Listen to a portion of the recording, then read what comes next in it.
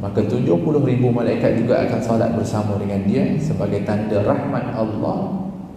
Dan tak cukup dengan itu, 70,000 malaikat ini akan beristighfar, memohonkan keampunan kepada dia sampai waktu malam.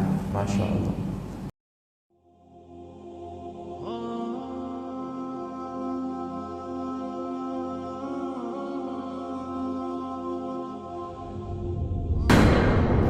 Jadi biasanya Nabi kalau solat zuhur, kalau solat qabliyah zuhur, Nabi akan panjangkan solatnya.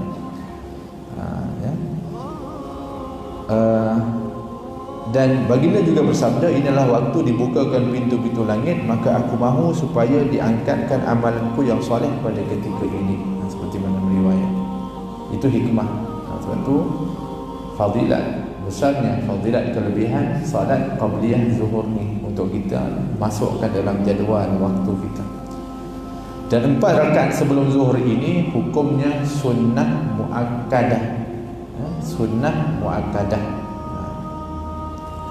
Dan disebutkan akan kelebihannya dari sebuah hadis yang bermaksud barang siapa mengerjakannya dalam keadaan ia membaikkan akan rukuknya dan sujudnya, betul-betul sempurna dia buat, bukan dalam keadaan tergopoh gapah atau tidak ada tumakninah, tapi dia betul-betul sempurna, elok, maka akan bersembahyang bersama dengannya 70,000 malaikat, dan mereka memintakan ampun baginya sampai datang waktu malam.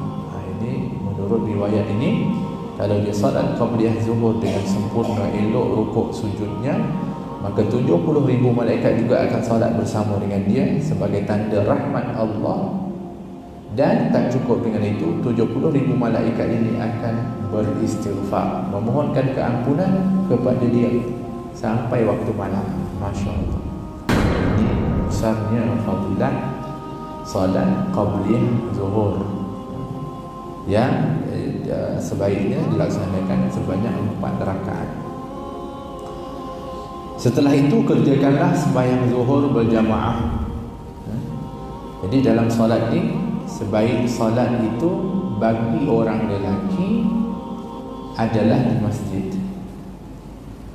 dan berjamaah. Salat berjamaah ini adalah di dalam mazhab Syafi'i, hukumnya adalah fardu kifayah. Bermakna di masjid ini mesti ada yang mendirikan salat berjamaah, barulah lepas daripada dosa-dosa ahli qaryah ni. Kalau tak ada yang menghidupkan salat jamaah di masjid, semua ahli qaryah ini berdosa berlaku. Sebab itulah alhamdulillah kalau kita terpilih untuk menjadi orang yang datang ke masjid dan salat berjamaah, bukan hanya ganjarannya itu jalan ke datang ke masjid ganjaran, masuk ke masjid ganjaran, duduk i'tikaf di masjid ganjaran, salat di dalam masjid ganjarannya besar, dan termasuk salat jamaah itu yang disebutkan tafdulu min salati fadli bi-70 wa 20 darajat, lebih utama dari salat sendiri sebanyak 27 darjat.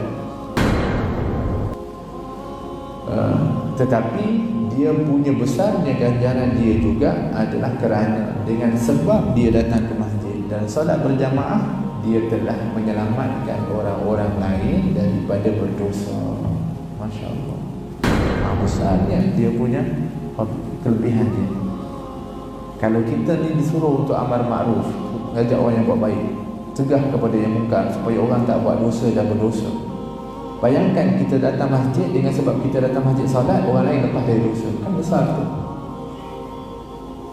Berapa ramai contohnya dalam Korea ni, 1,000, 2,000 orang Islam contoh, maknanya 2,000 orang terselamat daripada berdosa dengan sebab kita mendirikan salat berjamaah. Maknanya kita ni berjasa lah.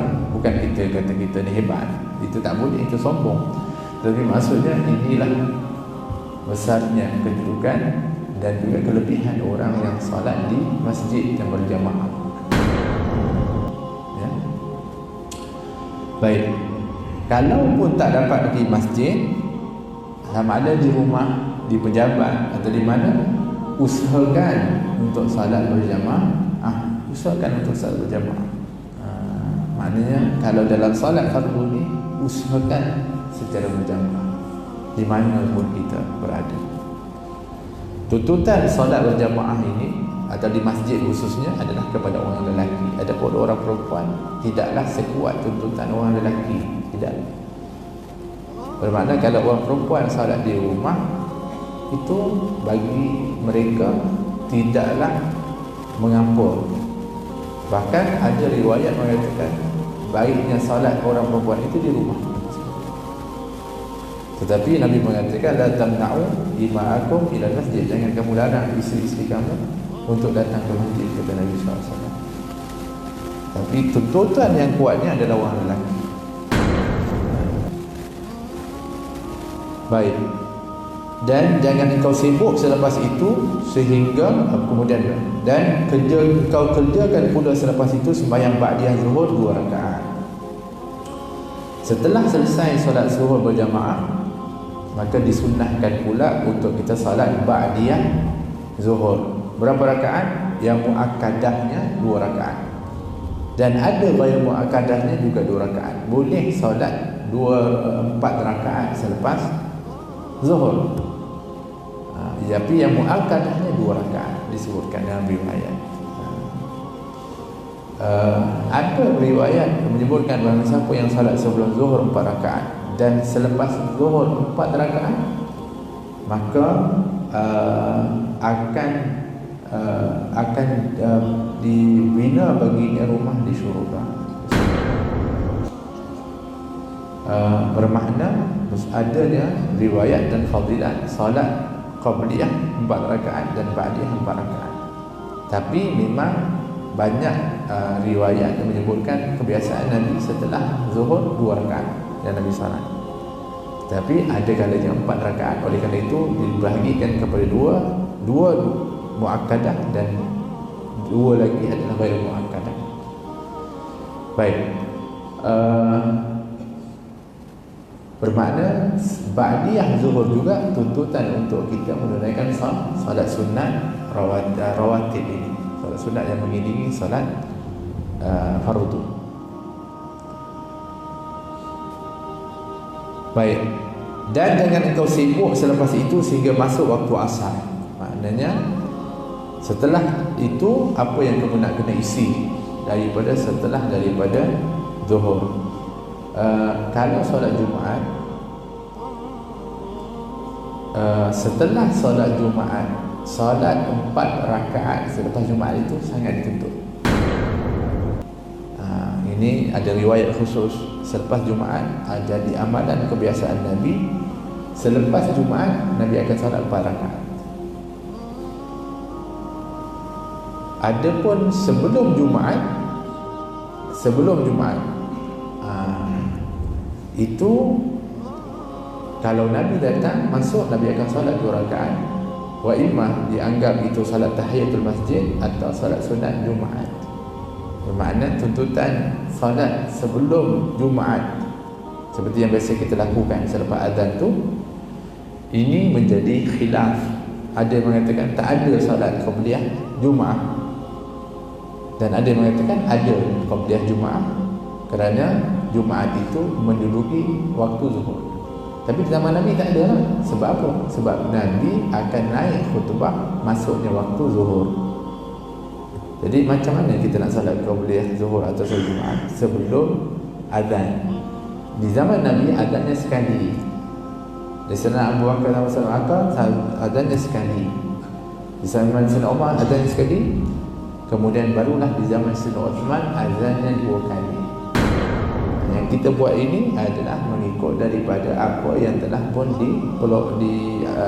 dibuat oleh Sayyidina Uthman bin Affan radhiyallahu anhu. Jadi salah ke ada orang kata kita kena kembali di zaman Nabi SAW?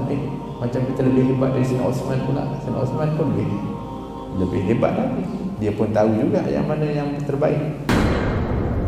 Bukan bermakna dia buat itu bertentangan dengan apa yang dilakukan oleh Nabi, tetapi dia buat itu ada sebabnya dan tuntutannya, sehingga akhirnya dia melakukan azan 2 kali. Iaitu azan pertama untuk memanggil orang datang duduk ke dalam masjid dan mendengar khutbah. azan kedua adalah permulaan khutbah. Itu yang jadi amalan sekarang. Ya. Tapi bermakna sebelum Jumaat itu khilaf maknanya. Tapi setelah Jumaat ini yang dituntut. Yang kita ni pulun sungguh-sungguh ni sebelum Jumaat, tapi selepas Jumaat bukan main cepat lagi buat solat sunat, tak ada. Terbalik. Sepatutnya yang kita kena jaga betul yang dituntut tadi, iaitu setelah Jumaat. Solat sunat setelah Jumaat.